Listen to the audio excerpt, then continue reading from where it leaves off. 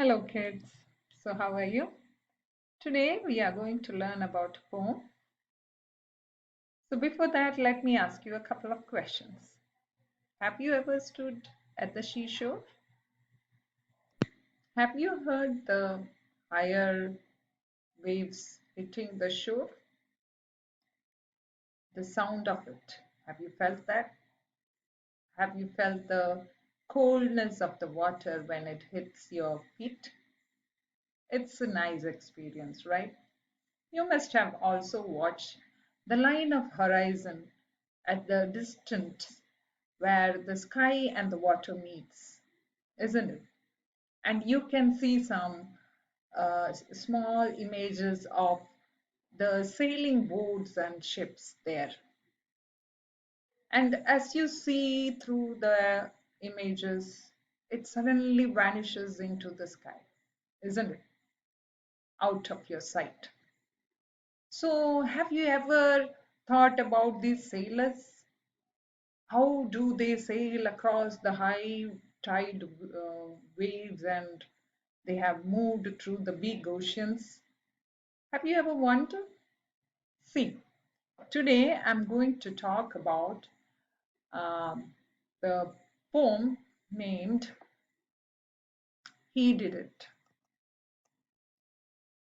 This poem is written by Mary Britton Miller.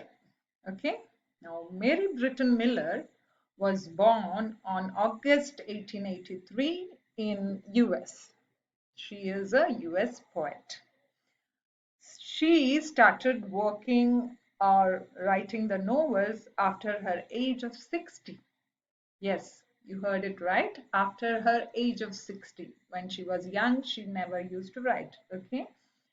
She died at the age of 91. At her old age, she wrote the books.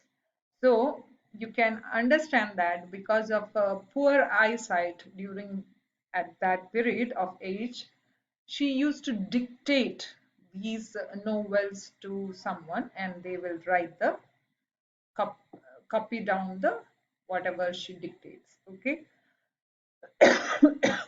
She has written 5 novels and one of her first book of poetry was Songs of Infancy. Okay. Her name on the books were Isabel Bolton. Okay.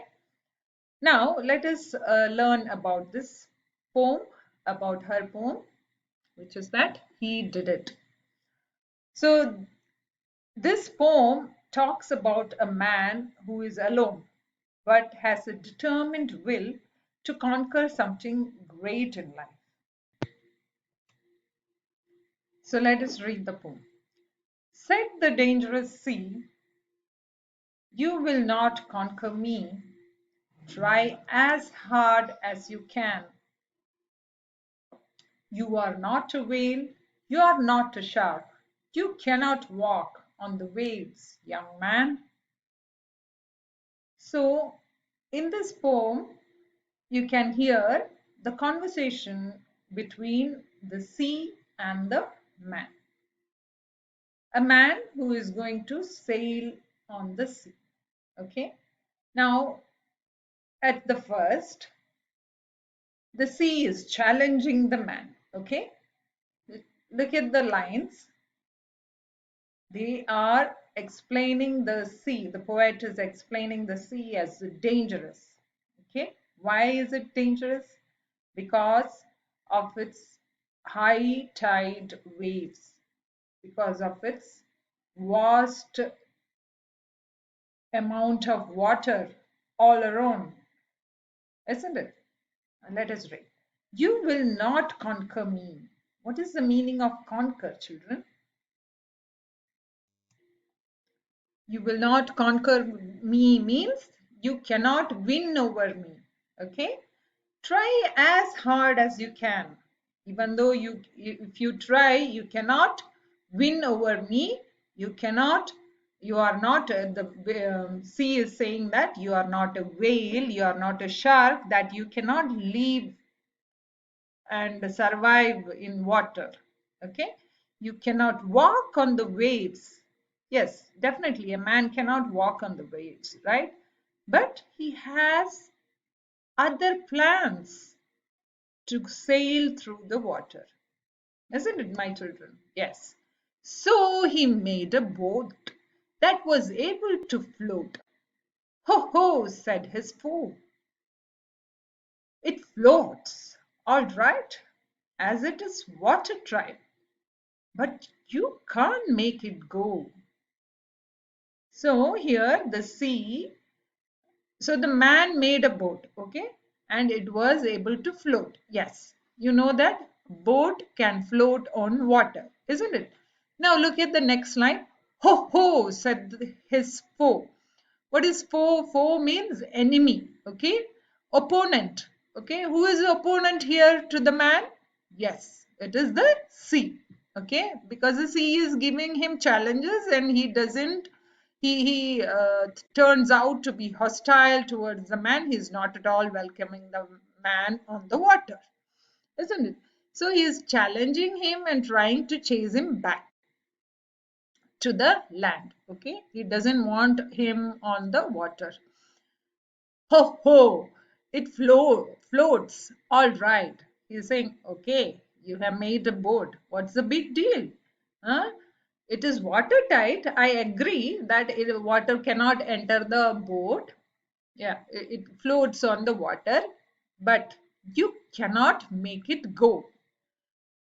Here is another challenge putting forth by the sea.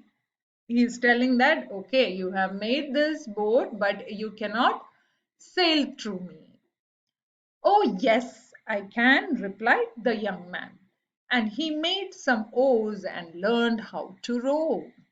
Yes. So, you know, from these lines, you can understand that if a boat is there, he has made another plan to sail across the sea. What is that? He needs a oar. What is oar? O-A-R. Children, what is oar? Wait a second. So here is the oar spelling. O-A-R. Okay. O-A-R. So oar is a long pole which helps the boat to steer. Okay, to turn to whichever side it wants to go and moves through the water. Okay. Now, when the sea saw the boats and the oars and all the rowers, he said, young man, they make a fine show, but what will you do when they venture out?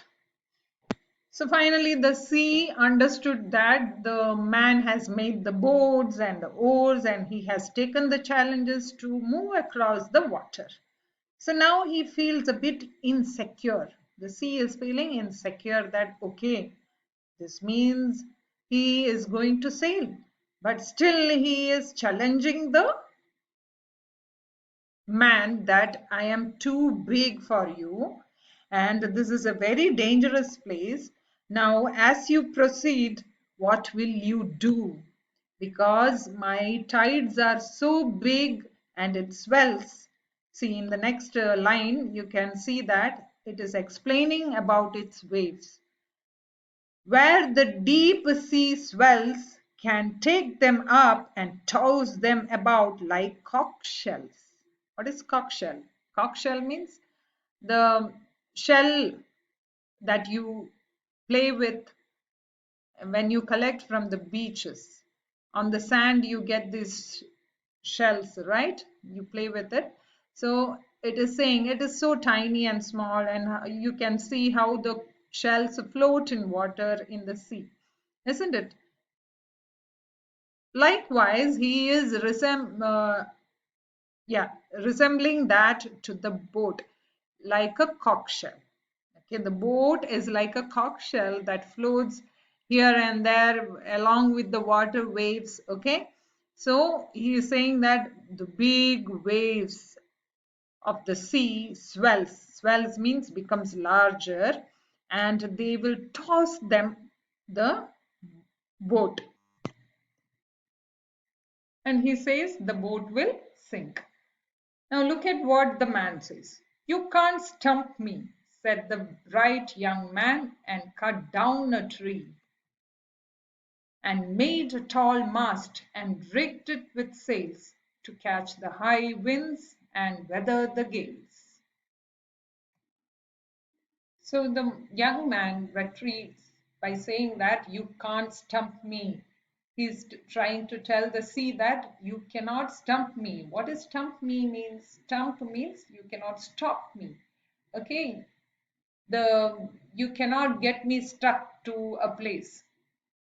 You can't stump me, said the bright young man, and cut down a tree. Why did he cut down a tree? He cut down a tree to make a big mast. See, what is mast? A mast is a big ship kind of um, yeah boat, and rigged it with sails. See, do you see the picture of mast here? Do you see this cloth piece which is attached to the poles of the boat? This helps to steer through the wind. As the wind blows, it pushes the boat further.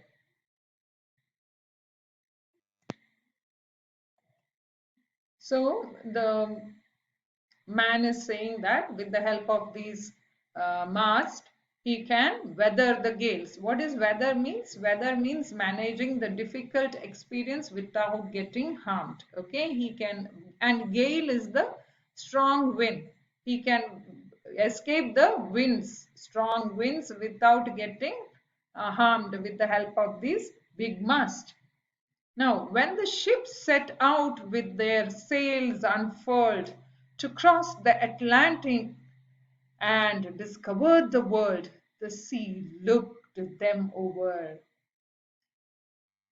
Now, look at the proud moment, children. When the man has built the ship and it unfurls means spreading out. It is ready for the sail to cross the big Atlantic Ocean. It is oceans are very big and vast, and when a person can cross this sea and go and explore the world, sea discovered the world. The sea looked them over. Even the sea was astounded by the um, victory of this man and taking up the challenges and moving on. Okay, from stern to stern, when he saw with considerable awe, okay, that Columbus himself was one of them, he said with a show of humility, I admit, young man, you have conquered me. Did you see that? So, children, stern to stern, by step, okay? Stern to stern means from beginning to end, okay? Now, when the sea saw, he was with the considerable awe. What is considerable awe means? Awe means a feeling of surprise and respect, okay? And with all the respect and the surprise, with all these challenging steps put forward by the sea, even the man has conquered each of the challenges step by step from beginning to end with the right exercise of discipline. Okay, now this was totally admirable by the sea, and he saw that among these men who sailed and through this was Columbus himself. Now, here is the story. Here comes the story. See, look at this, children. Columbus is a person who sailed across the west for the first time, okay, from Europe. Okay, here is a story about Columbus. Now you can understand that the poet was so admiring this person, this sailor Columbus. Why? Let us know about the story of Columbus now. You see, this is a world map, okay? Here, this area is Europe, and you know that this is India here, okay? And this is Africa. This is called the Middle East portion, okay? Now, people of Europe always are so fascinated about the richness and the culture of